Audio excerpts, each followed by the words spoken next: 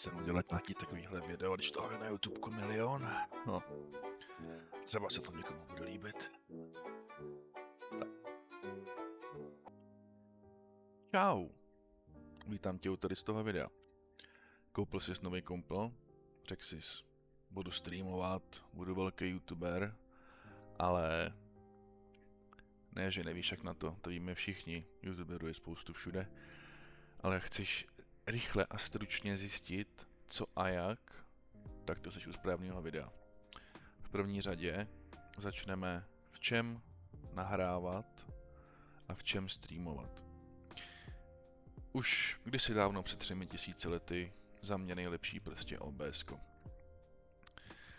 Je to jednoduchý, svým způsobem intuitivní a celkem to i funguje, jak na streamování, tak na nahrávání videí. Nastavení scén a zdrojů, to teďko asi úplně nemá cenu se na to nějak koukat. Jukně na YouTube na nějaký tutoriál, tady to má být cvičný a rychlý. Nastavení, hrál jsem si s tím dlouho, testoval jsem různý bitratey a bla. Na streamování je za mě tohleto naprosto v pořádku. Pokud máš grafickou kartu od Nvidia, tak používej tady ten encoder, topovka. Takže si to asi naťukuje podle mě, měl bys to mít stejně. Obraz, to záleží na tvém monitoru. A nahrávání hodně podobný. Opět kodek od Nvidia, nebo encoder od Nvidia, prostě nejvíc.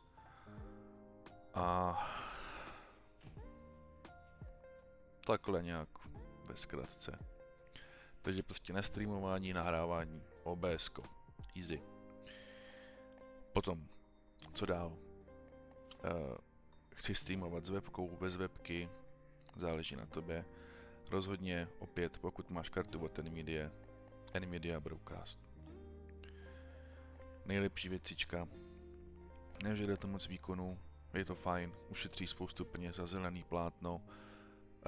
Tady to je webka za 490 korun na Alze prostě a můžeš si buď odebrat pozadí, rozostřit, anebo nahradit. Záleží, jestli budeš dělat nějaký videjko, nebo jestli budeš něco streamovat. Na to streamování je asi dobrý tohle, protože to pak vypadá nějak takhle. Je to asi fajn, vypadá to možná trošku profi. A necháme to tam už. Rozhodně v čem stříhat a takovýhle srandy, editovat videa. Kdysi dávno před 3000 lety jsem používal Sony Vegas, teď jsem zkoumal hodně záležitostí, nějakých programů a za mě osobně, co vychází asi nejlíp, tak je určitě DaVinci Resolve. Je to poměrně dost jednoduchý a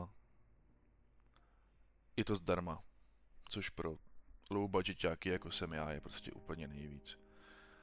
A potom, protože po případě videjka na YouTube jsou, videjka na YouTube, 2 dny jsem strávil nad tím, abych zjistil a vymyslel, jak aby to na tom YouTube vypadalo prostě dobře.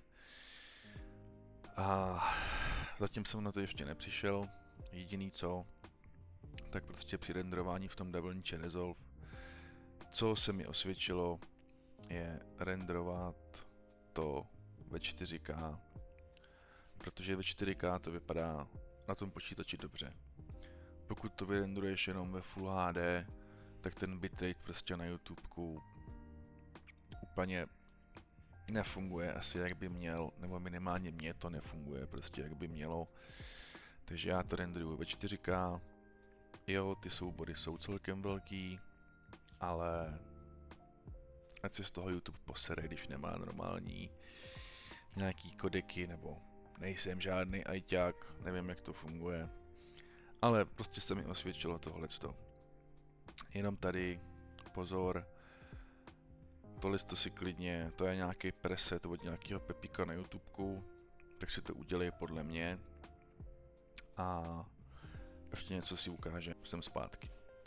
Teď si ukážem, jak to přesně vypadá. Proč to nejde?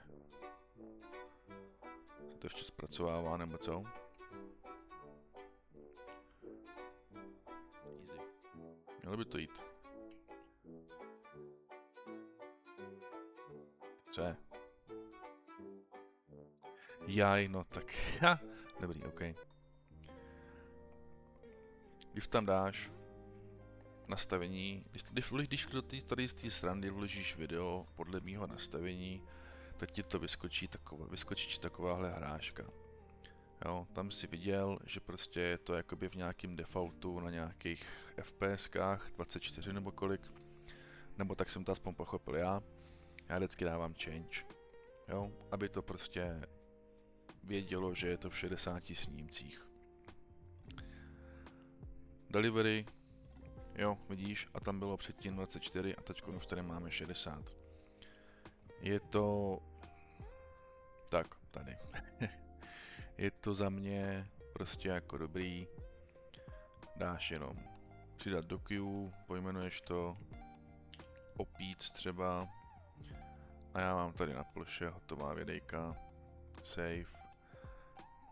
Opět, že tam dáváš prostě vyšší resolution. OK. Máš to tady. A začneš jenom renderovat. Už to sviští, je to rychlý, je to fajnový. Co víc si přát. A hlavně je to zdarma.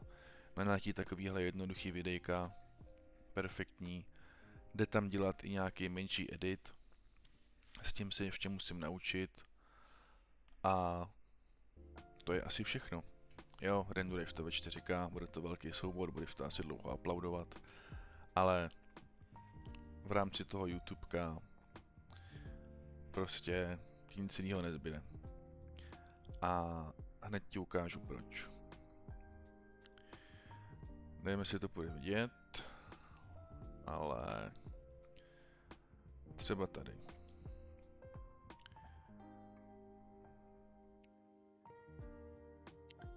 Je to vyrenderované jenom ve Full HD.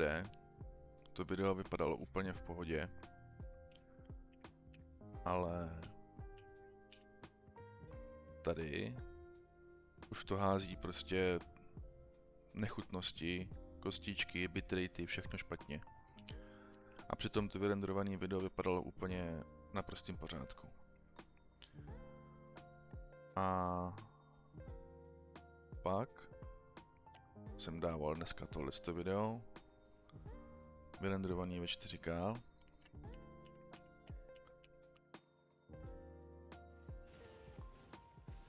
Vidíš ten rozdíl?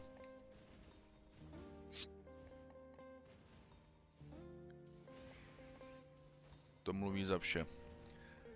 Takže proto renderovat ve 4K. A to by bylo asi všechno.